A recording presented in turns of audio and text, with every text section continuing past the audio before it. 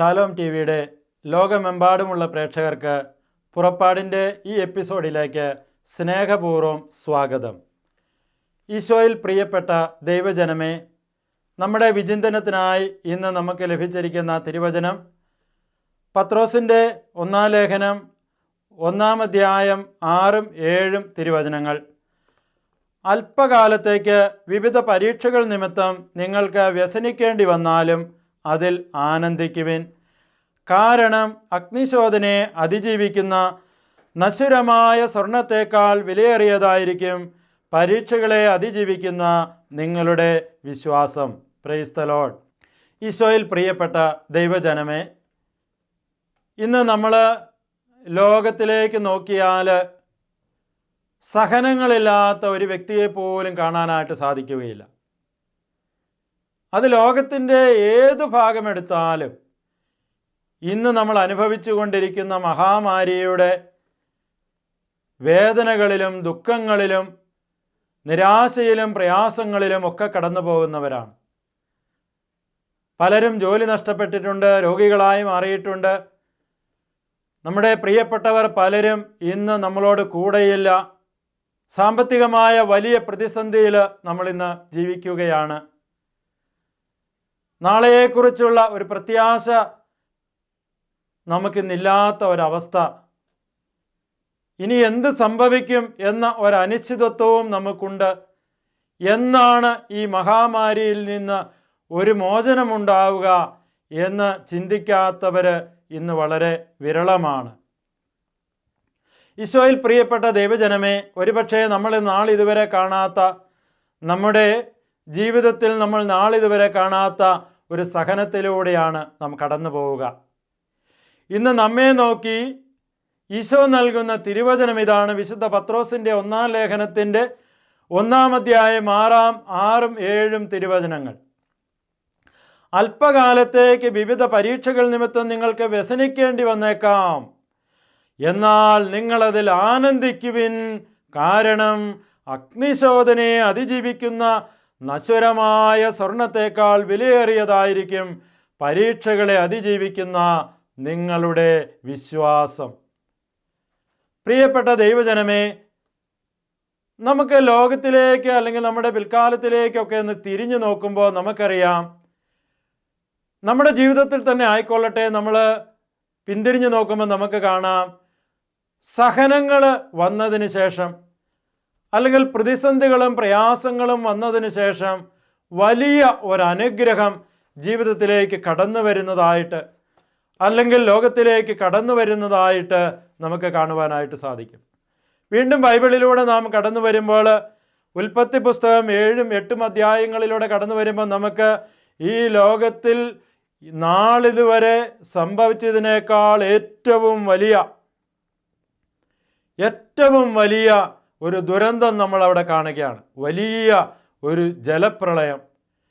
ലോകത്തിലുള്ള സകല ജനങ്ങളും നോഹയുടെ പേടകവും നോഹയുടെ കുടുംബവും നോഹ അനുവദിച്ച വരുമല്ലാതെ ജീവജാലങ്ങൾ അല്ലെങ്കിൽ ജന്തുക്കളൊന്നും അല്ലാതെ ബാക്കിയുള്ള സകല ജനങ്ങളും നശിക്കപ്പെട്ട വലിയ ഒരു മഹാപ്രളയം നമ്മൾ കാണുകയാണ്. ബൈബിളിൽ ഉൽപ്പത്തി പുസ്തകം 7-8 അധ്യായങ്ങളിലൂടെ കടന്നു വരുമ്പോൾ കാണാനായിട്ട് സാധിക്കും.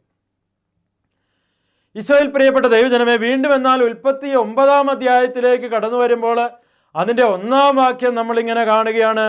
നോഹയെയും പുത്രന്മാരെയും അനുഗ്രഹിച്ചുകൊണ്ട് ദൈവം പറഞ്ഞു, സന്താനപുഷ്ടിയുണ്ടായി പെരുകി ഭൂമിയിൽ നിറയുവിൻ. കണ്ടോ, ദൈവം എത്ര വലിയ അനുഗ്രഹമാണ് നോഹയ്ക്കും മക്കൾക്കും നൽകിയത്.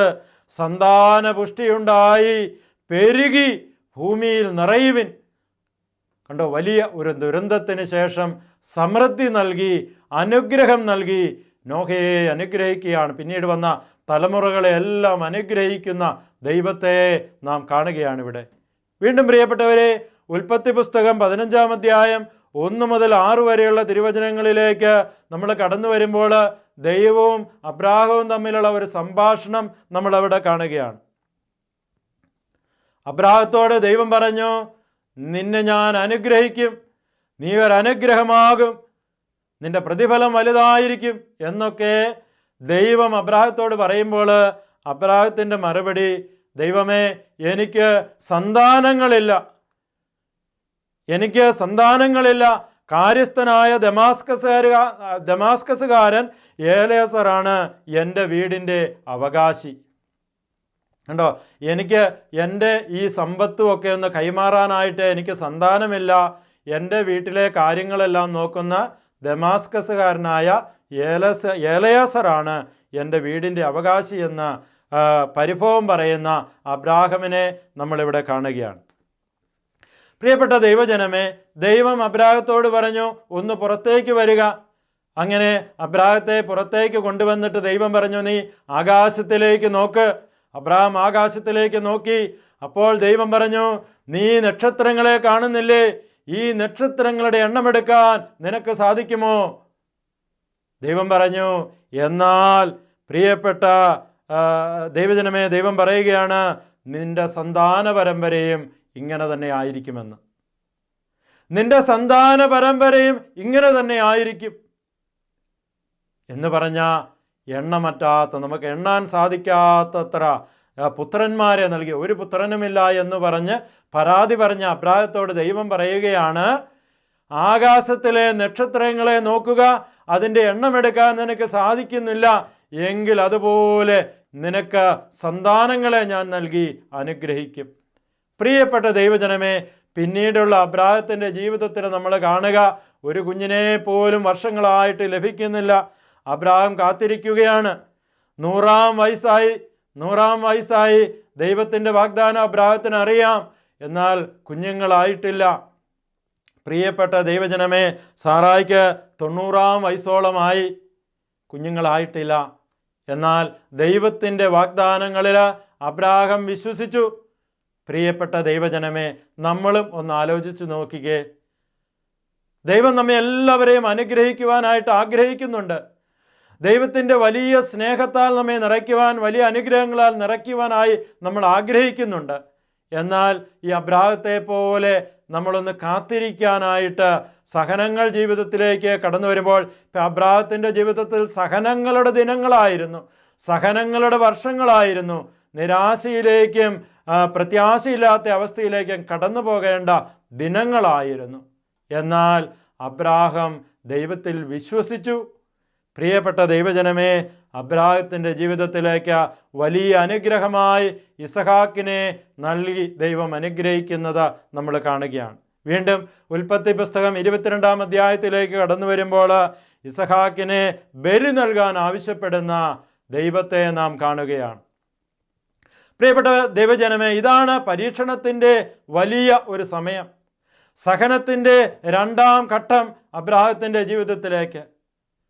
ഒരുപാട് വർഷങ്ങൾ കാത്തിരുന്ന് ദൈവം നക്ഷത്രങ്ങളെ എണ്ണാൻ സാധിക്കുമോ എന്ന് ചോദിച്ച് അതുപോലെ സന്താനങ്ങളെ നൽകുമെന്ന് പറഞ്ഞ ആ ഒരു കുഞ്ഞിനെ ലഭിച്ചപ്പോൾ ആ ഒരു കുഞ്ഞിനെ ദൈവത്തിന് വേണ്ടി ബലിയായി നൽകാനായിട്ട് അബ്രാഹത്തോട് ആവശ്യപ്പെടുകയാണ്.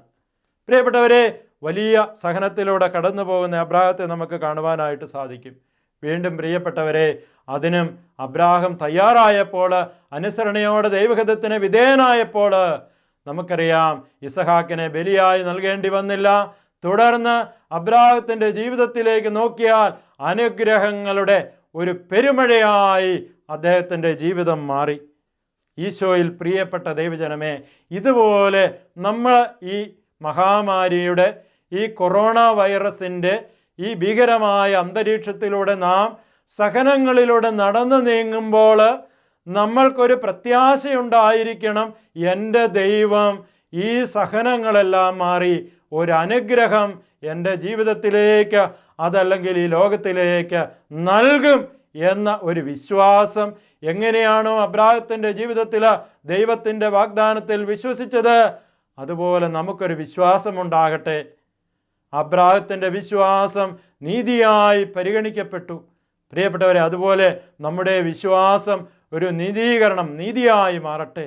പ്രിയപ്പെട്ട ദൈവജനമേ, വീണ്ടും ബൈബിളിലൂടെ കടന്നു വരുമ്പോൾ ഉൽപ്പത്തി പുസ്തകം 37, 38, 39, 40 അധ്യായങ്ങളിലൂടെ കടന്നു വരുമ്പോൾ നമുക്ക് സുപരിചിതനായ ഒരു വ്യക്തിയുണ്ട്. അത് ജോസഫാണ്, യാക്കോബിൻ്റെ പുത്രൻ ജോസഫ്. പ്രിയപ്പെട്ടവരെ, എല്ലാവിധ സൗഭാഗ്യങ്ങളിലും ജീവിച്ചിരുന്ന ജോസഫ് സന്തോഷത്തിൻ്റെയും സമാധാനത്തിൻ്റെയും നടുവിൽ തൻ്റെ പ്രിയപ്പെട്ട അപ്പച്ചൻ്റെ വലിയ സ്നേഹമൊക്കെ അനുഭവിച്ച് സ്വഭവനത്തിൽ സന്തോഷത്തോടെ ജീവിച്ചിരുന്ന ജോസഫ് ഇതാ ഒരു പൊട്ടക്കിണറ്റിൽ സഹോദരങ്ങളാൽ പിന്തള്ളപ്പെട്ട്, സഹോദരങ്ങളാൽ വെറുക്കപ്പെട്ട് ഒരു പൊട്ടക്കിണറ്റിലേക്ക് എറിയപ്പെടുകയാണ്. ജീവിതത്തിൽ ഒരു പ്രതീക്ഷയുമില്ലാതെ നിരാശയിൽ ജീവിക്കേണ്ട സമയം, ജീവിച്ചിരിക്കുമോ എന്ന് പോലും അറിയാൻ പാടില്ലാത്ത സാഹചര്യം. എന്നാൽ പ്രിയപ്പെട്ടവരെ, അവിടെ നിന്ന് ജോസഫ് രക്ഷപ്പെട്ട് വീണ്ടും ഈജിപ്തിലെ ഫറവോയ്ക്ക് അടിമയായി വിൽക്കപ്പെടുന്നു. അവിടെ ജോസഫും പൊത്തിഫറുമായി ഉണ്ടായ പ്രശ്നങ്ങളിൽ ജയിലറകളിൽ അടയ്ക്കപ്പെടുകയാണ്. സഹനത്തിൻ്റെ വീണ്ടും വിവിധങ്ങളായ മുഖങ്ങളെ നാം ദർശിക്കുകയാണ്. ഒരു സഹനത്തിൽ നിന്ന് മറ്റൊരു സഹനം, ആ സഹനത്തിൽ നിന്ന് വേറൊരു സഹനം, പ്രത്യാശ നഷ്ടപ്പെടുന്ന നിരാശയിലേക്ക് പോകേണ്ട സാഹചര്യങ്ങൾ. പ്രിയപ്പെട്ട ദൈവജനമേ, എങ്കിലും ജോസഫ് ദൈവത്തോട് ചേർന്ന് നിന്നു. ദൈവത്തിൻ്റെ കൽപ്പനകൾ ലംഘിക്കുവാൻ, ദൈവത്തിൽ നിന്ന് അകന്നു പോകുവാൻ ജോസഫ് തയ്യാറായില്ല. ഈ ലോക സുഖങ്ങളെ ജോസഫ് ഉപേക്ഷിച്ചുകൊണ്ട് തൻ്റെ വിശ്വാസത്തെ കാത്തു സൂക്ഷിച്ചു.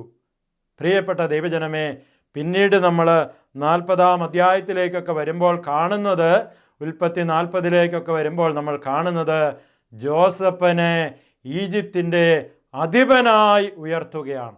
ജോസഫ് ഈജിപ്തിൻ്റെ ഭരണം നടത്തുന്നത് കാണുകയാണ്. തന്നെ പൊട്ടക്കിണറ്റിലേക്ക് എറിഞ്ഞ സഹോദരങ്ങൾ സഹനങ്ങളിലൂടെ ജോസഫിൻ്റെ അടുത്തേക്ക് സഹായം തേടി എത്തേണ്ടി വരുന്ന ഒരു സാഹചര്യത്തിലേക്ക് പ്രിയപ്പെട്ടവരെ ആ ജോസഫിൻ്റെ ജീവിതം വഴിമാറി.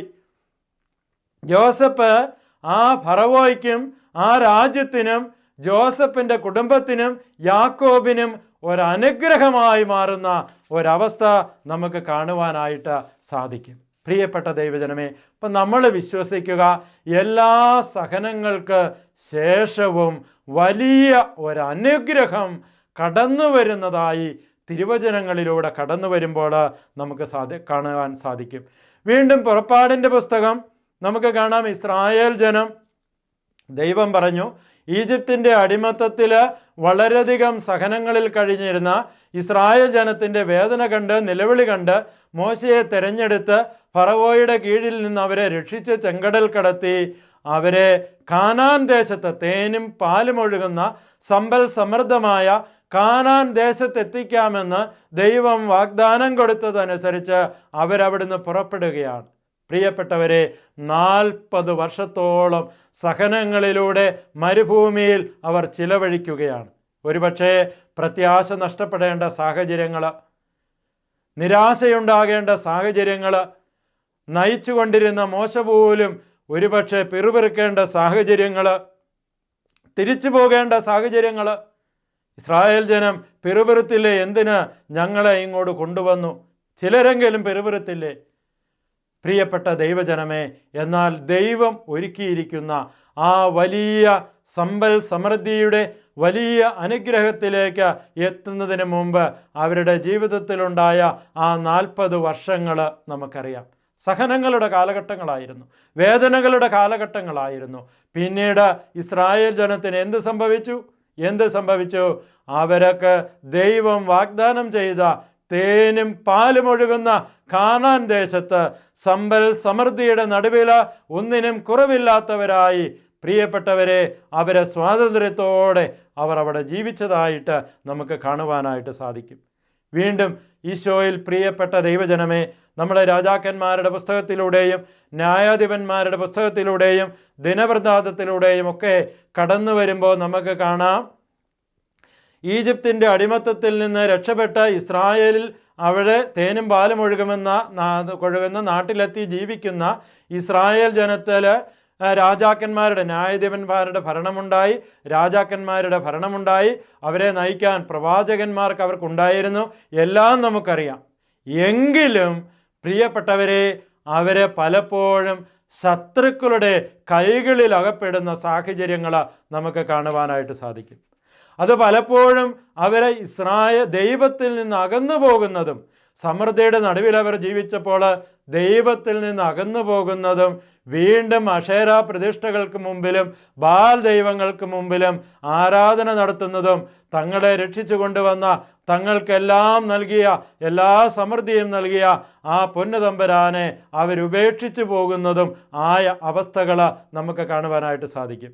അങ്ങനെ ശത്രുക്കളുടെ കൈകളിൽ, ഫിലിസ്തീനരുടെ കൈകളിലും മറ്റ് ശത്രു സൈന്യങ്ങളുടെ കൈകളിലുമൊക്കെ ഇവർ അകപ്പെട്ട് പലപ്പോഴും പരാജയങ്ങളിലൊക്കെ ആയ സാഹചര്യങ്ങൾ ഇവരുടെ ജീവിതത്തിൽ ഉണ്ടായിട്ടുണ്ട്. സഹനങ്ങളുടെ മറ്റൊരു ഘട്ടം അവരുടെ ജീവിതത്തിലേക്ക് കടന്നു വരികയാണ്. സമൃദ്ധിയുടെ നടുവിൽ, എല്ലാം തികഞ്ഞിരിക്കുന്നതിൻ്റെ നടുവിലും സഹനങ്ങൾ അവരുടെ ജീവിതത്തിലേക്ക് ആഞ്ഞടിക്കുകയാണ്. പ്രിയപ്പെട്ടവരെ, അവർ പിന്തിരിഞ്ഞ് ദൈവത്തിലേക്ക് വന്ന് വീണ്ടും നിലവിളിക്കുകയും ദൈവത്തിൻ്റെ തിരുസന്നിധിയിൽ അനുതപിക്കുകയും അവർ പ്രാർത്ഥിക്കുകയും ദൈവത്തിൻ്റെ സന്നിധിയിൽ നിലവിളിക്കുകയും അവരൊന്നിച്ചു ചേർന്ന് പ്രാർത്ഥിക്കുകയൊക്കെ ചെയ്ത് കഴിയുമ്പോൾ അവർക്ക് ഇസ്രായേലിൽ ഭരിക്കാനായി നൽകിയ രാജാക്കന്മാരുടെ നേതൃത്വത്തിൽ ദൈവം അവർക്ക് വിജയം നൽകുന്ന, അവർക്ക് അനുഗ്രഹമായി മാറുന്ന അവസ്ഥകൾ ബൈബിളിലൂടെ കടന്നു വരുമ്പോൾ നമുക്ക് കാണുവാനായിട്ട് സാധിക്കും.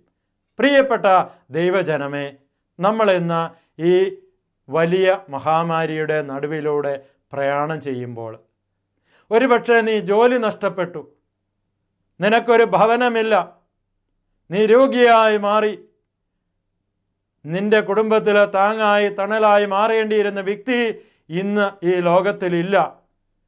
നാളെ എങ്ങനെ ജീവിക്കുമെന്നറിയില്ല. കുട്ടികളുടെ വിദ്യാഭ്യാസം എങ്ങനെ പൂർത്തീകരിക്കുമെന്നറിയില്ല. സാമ്പത്തികമായ പ്രതിസന്ധിയിൽ നട്ടം തിരിയുന്ന അവസ്ഥ. ബിസിനസ് പൊളിഞ്ഞു, ബിസിനസ് മുന്നോട്ട് കൊണ്ടുപോകാൻ സാധിച്ചില്ല. നഷ്ടങ്ങളുടെ കണക്കുകൾ മാത്രമേ ഉള്ളൂ. ഇനിയൊരു ജോലി കിട്ടാനുള്ള സാധ്യതകൾ എന്ന് ഒരു പ്രതീക്ഷ പോലുമില്ലാത്ത അവസ്ഥ. ഈ മഹാമാരികൾ എന്ന് ഈ ലോകത്തിൽ നിന്ന് അകന്നു പോകും എന്ന ഒരു ചിന്ത ഇന്ന് ഇതെല്ലാം നമ്മെ അലട്ടിക്കൊണ്ടിരിക്കുകയാണ്. പ്രിയപ്പെട്ട ദൈവജനമേ, നമ്മൾ ഇന്ന് വചന ശുശ്രൂഷ ആരംഭിച്ചപ്പോൾ കേട്ട തിരുവചനം, വിവിധ പരീക്ഷകൾ നിമിത്തം അല്പകാലത്തേക്ക് നിങ്ങൾ വ്യസനിക്കേണ്ടി വന്നാലും അതിൽ ആനന്ദിക്കാൻ ദൈവം പറയുകയാണ്. അതിൽ ആനന്ദിക്ക്. അഗ്നിശോധനയെ അതിജീവിക്കുന്ന സ്വർണത്തേക്കാൾ വിലയേറിയതായിരിക്കാം ഈ പരീക്ഷണങ്ങളെയൊക്കെ, ഈ സഹനങ്ങളെയൊക്കെ അതിജീവിക്കുന്ന നിങ്ങളുടെ വിശ്വാസം. പ്രിയപ്പെട്ടവരെ, അപ്പം നമ്മൾ ചിന്തിക്കുക, ഈ സഹനങ്ങളുടെ നടുവിലും എൻ്റെ വിശ്വാസത്തെ കാത്തു സൂക്ഷിച്ചുകൊണ്ട് ഞാൻ എൻ്റെ ദൈവത്തോട് ചേർന്ന് നിൽക്കും. ഞാൻ എൻ്റെ ദൈവത്തിൽ നിന്ന് അകന്നു പോവുകയില്ല. ഈ മഹാമാരിയുടെ നടുവിലും എൻ്റെ തമ്പുരാനിലുള്ള എൻ്റെ ആശ്രയത്തിന് ഒരു കുറവ് പോലും വരികയില്ല. അബ്രാഹാം എങ്ങനെ ദൈവത്തിൽ വിശ്വസിച്ചോ, നോഹ എങ്ങനെ ദൈവത്തിൻ്റെ കൽപ്പനകൾ അനുസരിച്ചോ, ജോസഫ് എങ്ങനെ ദൈവത്തോട് ചേർന്ന് നിന്നോ, ദൈവത്തോട് ചേർന്ന് നിന്ന ദാവീദിനെ പോലെ, സോളമനെ പോലെ, പ്രിയപ്പെട്ടവരെ, നമ്മുടെ ജീവിതത്തിൽ അനുഗ്രഹങ്ങൾ കടന്നു വരുവാനായിട്ട് സഹനങ്ങളുണ്ടാകുമ്പോൾ അത് സന്തോഷത്തോടെ നമ്മൾ സ്വീകരിച്ചുകൊണ്ട് ക്ഷമയോടെ കാത്തിരിക്കുമ്പോൾ അത് വലിയ ഒരു അനുഗ്രഹമായി മാറേണ്ടതായിട്ട് നമുക്ക് കാണുവാനായിട്ട് സാധിക്കും. പ്രിയപ്പെട്ട ദൈവജനമേ, നമ്മൾ പറുദീസയിൽ ജീവിക്കേണ്ടവരാണ് അല്ലേ? നമ്മൾ സമ്പൽ സമൃദ്ധിയുടെ ഒന്നിനും കുറവില്ലാത്ത ഒരവസ്ഥയിൽ ദൈവത്തെ മുഖാഭിമുഖം കണ്ട് ദൈവത്തോടൊപ്പം ജീവിക്കേണ്ടിയിരുന്നവരാണ്.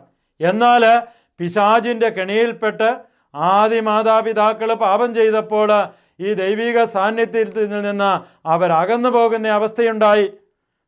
നമുക്ക് പർദീസാനുഭവം നഷ്ടപ്പെട്ട അവസ്ഥയുണ്ടായി. എന്നാൽ ദൈവപുത്രനായ യേശുക്രിസ്തു രണ്ടാം ഹവ്വ നമ്മെ ആ പർദീസാനുഭവത്തിലേക്ക് തിരികെ കൊണ്ടുവന്നിരിക്കുകയാണ്. പ്രിയപ്പെട്ട ദൈവജനമേ, ഈ പറുദീസാനുഭവത്തിൽ നമുക്ക് ജീവിക്കാനായിട്ട് സാധിക്കണമെങ്കിൽ നാം കർത്താവിങ്കിലേക്ക് മടങ്ങി വരിക, ദൈവത്തോട് നാം ചേർന്നിരിക്കുക. നാം ഒന്ന് ചിന്തിക്കുക, ഈ പ്രതികൂലമായ സാഹചര്യങ്ങൾ ഈ ലോകത്തിൽ ഇപ്പോൾ ഉണ്ടാകുമ്പോഴും നാം വിചാരിക്കണം, എൻ്റെ ദൈവം എന്നെ സ്നേഹിക്കുന്നു, ദൈവം നമ്മളിൽ നിന്ന് മറഞ്ഞിരിക്കുകയാണ് എന്ന് നമ്മൾ ഒരിക്കലും ചിന്തിക്കരുത്. പ്രിയപ്പെട്ട ദൈവജനമേ, എൻ്റെ ദൈവം എന്നെ സ്നേഹിക്കുന്നു. മനുഷ്യൻ്റെ പതനത്തിന് ശേഷം പാപം ചെയ്തവൻ അവനിൽ നിന്ന് അകന്ന് ദൈവത്തിൽ നിന്ന് അകന്നു പോയപ്പോഴും ദൈവം അവനെ ഉപേക്ഷിച്ചില്ല.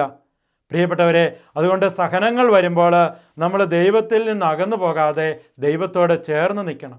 ഒന്ന് ആലോചിച്ച് നോക്കിയേ, ഇന്ന് ലോകത്തിലെ എത്രയോ വലിയ മഹാമാരികളുണ്ടായേ. പഴയ നിയമങ്ങളിലൂടെ കടന്നു പോകുമ്പോൾ ഒരുപാട് മഹാമാരികളിലൂടെയാണ് ഇസ്രായേൽ ജനവും ആ കാലഘട്ടത്തിലുണ്ടായിരുന്ന ജനങ്ങളുമൊക്കെ ജീവിച്ചിരുന്നതെന്ന് ബൈബിളിൽ പല സമയത്ത് നമുക്ക് കാണുവാനായിട്ട് സാധിക്കും. ഒരുപാട് മഹാമാരികളെ അഭിമുഖീകരിച്ച് കടന്നു വന്നിട്ടുള്ളവരാണ്. വീണ്ടും നമ്മൾ ഈ കാലഘട്ടത്തെ, ഈ ലോകത്തിലെ ഈ കാലഘട്ടത്തെക്കുറിച്ചൊക്കെ ചിന്തിക്കുമ്പോൾ BC 430 മുതൽ 426 വരെ പ്ലേഗ് ഓഫ് ആഥൻസ് എന്ന് പറയുന്ന ഒരു വലിയ മഹാമാരി ലോകത്തിലുണ്ടായിട്ടുണ്ട്. യേശു ക്രിസ്തു ഭൂമിയിൽ വരുന്നതിന് 430 വർഷങ്ങൾക്ക് മുമ്പ് വലിയ ഒരു മഹാമാരി വന്നിട്ടുള്ളതായിട്ട് ചരിത്രം പഠിക്കുമ്പോൾ നമുക്ക് കാണുവാനായിട്ട് സാധിക്കും. വീണ്ടും AD 165 മുതൽ 180 വരെ ആൻറ്റോണീസ് പ്ലേഗ് എന്ന് പറയുന്ന വലിയൊരു രോഗം, വലിയൊരു മഹാമാരി ലോകത്തിലുണ്ടായി. വർഷങ്ങളായി അത് നീണ്ടു നിന്ന് ഒരുപാട് പേര് മരിക്കുകയും ഒരുപാട് പേര് സഹനങ്ങളിലൂടെ കടന്നുപോയി. സിപ്രിയാൻ പ്ലേഗ് AD 251 മുതൽ 266 വരെ ഈ ലോകത്തിലുണ്ടായിരുന്നു. AD 541 മുതൽ 780 വരെ ജസ്റ്റീനിയാൻ പ്ലേഗ് എന്ന് പറയുന്ന ഒരു രോഗമുണ്ടായി.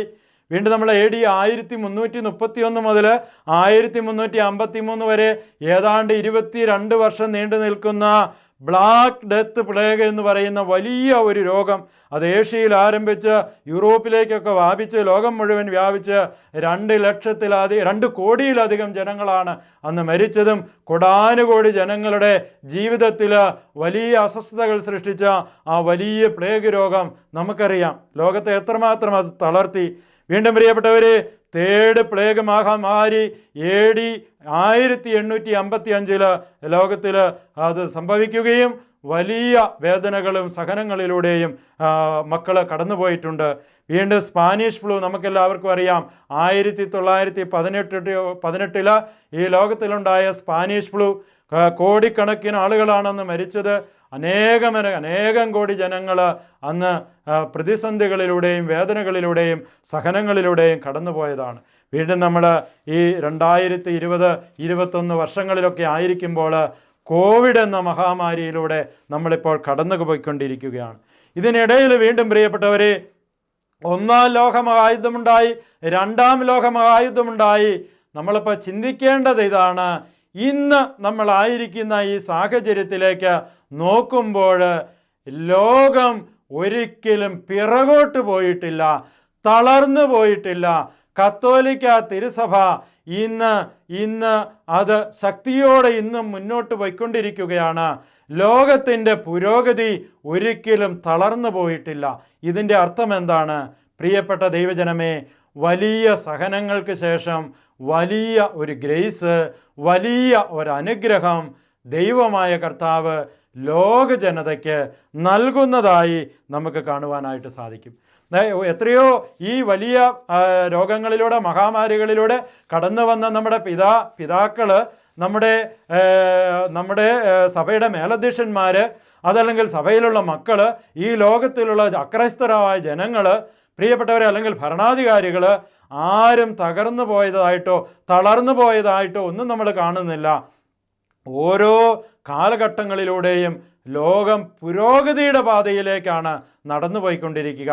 വലിയ പുരോഗതിയിലേക്കാണ് ലോകം കടന്നു പോയിക്കൊണ്ടിരിക്കുക. അതുകൊണ്ട് നമ്മൾ ചിന്തിക്കുക, ഈ മഹാമാരിക്ക് ശേഷവും വലിയ ഒരനുഗ്രഹം പ്രിയപ്പെട്ട ദൈവജനമേ നിൻ്റെ ജീവിതത്തിൽ, എൻ്റെ ജീവിതത്തിൽ ദൈവം തരും. ഇപ്പോൾ ശാലോം TV-യിലൂടെ ഈ വചന ശുശ്രൂഷയിൽ പങ്കെടുത്തുകൊണ്ടിരിക്കുന്ന ഓരോ സഹോദരങ്ങളും അനുഗ്രഹിക്കപ്പെടുവാൻ വേണ്ടി നമുക്കൊരുമിച്ച് പ്രാർത്ഥിക്കാം. എല്ലാവരും അനുഗ്രഹിക്കപ്പെടാൻ വേണ്ടി. സഹനങ്ങളിലൂടെ കടന്നു പോകുന്നവർ ഒരുപാട് പേരുണ്ട്. അവരെല്ലാവരെയും ദൈവം അനുഗ്രഹിക്കട്ടെ എന്ന് നമുക്ക് പ്രാർത്ഥിക്കാം. വിശുദ്ധ മത്തായിയുടെ സുവിശേഷം 11-ാം അധ്യായം 28-ാം തിരുവചനം പറയുന്നു, അധ്വാനിക്കുന്നവരും ഭാരം വഹിക്കുന്നവരുമായ നിങ്ങളെല്ലാവരും എൻ്റെ അടുക്കൽ വരുവേൻ, ഞാൻ നിങ്ങളെ ആശ്വസിപ്പിക്കാം. Praise the lord. ഹല്ലേലൂയ. വീണ്ടും യെശയ്യാ പ്രവാചകന്റെ പുസ്തകം 43-ാം അധ്യായം 1-2 വാക്യങ്ങൾ പറയുന്നു, യാക്കോബെ നിന്നെ സൃഷ്ടിക്കുകയും ഇസ്രായേലെ നിന്നെ രൂപപ്പെടുത്തുകയും ചെയ്ത കർത്താവ് അരുൾ ചെയ്യുന്നു, ഭയപ്പെടേണ്ട, ഞാൻ നിന്നെ രക്ഷിച്ചിരിക്കുന്നു, നിന്നെ പേര് ചൊല്ലി വിളിച്ചിരിക്കുന്നു, നീ എൻ്റേതാണ്. സമുദ്രത്തിലൂടെ കടന്നു പോകുമ്പോൾ ഞാൻ നിന്നോട് കൂടെയുണ്ടായിരിക്കും, നദികൾ കടക്കുമ്പോൾ അത് നിന്നെ മുക്കിക്കളയുകയില്ല, അഗ്നിയിലൂടെ നടന്നാലും നിനക്ക് പൊള്ളലേൽക്കുകയില്ല, ജ്വാല നിന്നെ ദഹിപ്പിക്കുകയില്ല. ഈശോയിൽ പ്രിയപ്പെട്ട ദൈവജനമേ, ശരിക്കും നമ്മൾ ഇതുപോലെയുള്ള ഒരു സാഹചര്യത്തിലൂടെയാണ് നടന്നു പോകുന്നത്. അഗ്നിയിലൂടെ നടന്നു പോകുന്ന സാഹചര്യങ്ങൾ നമുക്കുണ്ട്, നദിയിലൂടെ കടന്നു പോകുന്ന സാഹചര്യങ്ങൾ നമുക്കുണ്ട്. എന്നാൽ ഇന്ന് നമ്മെ നോക്കി ദൈവം പറയുകയാ, മകനെ മകളെ, നീ എൻ്റേതാണ്, നിന്നെ ഞാൻ രക്ഷിച്ചിരിക്കുന്നു, നിന്നെ ഞാൻ പേര് ചൊല്ലി വിളിച്ചിരിക്കുന്നു. വീണ്ടും യെശയ്യാ 43:5 പറയുന്നു, ഭയപ്പെടേണ്ട, ഞാൻ നിന്നോട് കൂടെയുണ്ട്, ഭയപ്പെടേണ്ട, ഞാൻ നിന്നോട് കൂടെയുണ്ട്.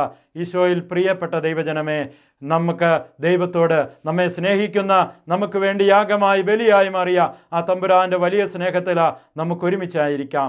ലോകത്തിൽ ഈ വലിയ മഹാമാരിയിൽ വേദന അനുഭവിക്കുന്ന സകല ജനങ്ങൾക്ക് വേണ്ടി നമുക്കൊരുമിച്ച് പ്രാർത്ഥിക്കാം. ദൈവത്തിൻ്റെ വലിയ അനുഗ്രഹം ഈ ഭൂമിയിലേക്ക് നമുക്ക് കടന്നു വരുന്നത് കാത്തിരിക്കാം. പുതിയ ആകാശവും പുതിയ ഭൂമിയും ദൈവം നമുക്ക് നൽകുവാൻ പോകുന്നു. വലിയ പ്രത്യാശയോടെ നമുക്ക് ജീവിക്കാം. നമ്മുടെ ജീവിതത്തിലുണ്ടാകുന്ന സഹനങ്ങളെ ഓർത്ത് നാം ഇന്ന് നിരാശരാകേണ്ടവരല്ല. ദൈവം നിൻ്റെ ജീവിതത്തിൽ അനുഗ്രഹം തരാൻ കഴിവുള്ളവനാണ്. ഭയപ്പെടേണ്ട, ഞാൻ നിന്നോട് കൂടെയുണ്ട്. ഈശോയിൽ പ്രിയപ്പെട്ട ദൈവജനമേ, ഈ ശുശ്രൂഷയിൽ ഇപ്പോൾ സംബന്ധിച്ചു കൊണ്ടിരിക്കുന്ന ഓരോ വ്യക്തികളും അവരുടെ നിയോഗങ്ങളും അനുഗ്രഹിക്കപ്പെടുവാൻ വേണ്ടി നമുക്കൊന്നു ചേർന്ന് പരിശുദ്ധ അമ്മയുടെ സകല വിശുദ്ധരുടെയും കാവൽ മാലാഖമാരുടെയും മധ്യസ്ഥം യാചിച്ചുകൊണ്ട് പ്രാർത്ഥിക്കാം. നന്മ നിറഞ്ഞ മറിയമേ സുസ്തി, കർത്താവ് അങ്ങയോടുകൂടെ, സ്ത്രീകളിൽ അങ്ങ് അനുഗ്രഹിക്കപ്പെട്ടവളാകുന്നു, അങ്ങയുടെ ഉദരത്തിൻ ഫലമായി ഈശോ അനുഗ്രഹിക്കപ്പെട്ടവനാകുന്നു. പരിശുദ്ധ മറിയമേ തമ്പുരാൻ്റെ അമ്മേ, പാപികളായി ഞങ്ങൾക്ക് വേണ്ടി ഇപ്പോഴും ഞങ്ങളുടെ മരണസമയത്തും തമ്പുരാനോട് അപേക്ഷിച്ചു കൊള്ളണമേ. ആമേൻ. പിതാവിൻ്റെയും പുത്രൻ്റെയും പരിശുദ്ധാത്മാവിൻ്റെയും നാമത്തിൽ ആമേൻ. Praise the lord. Hallelujah, hallelujah.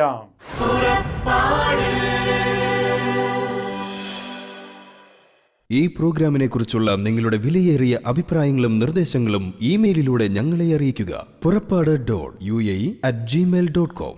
പരിശുദ്ധാത്മവരങ്ങളാലെന്നും ഹൃദയത്തിനകതാരു നിറയ്ക്കും യാത്ര.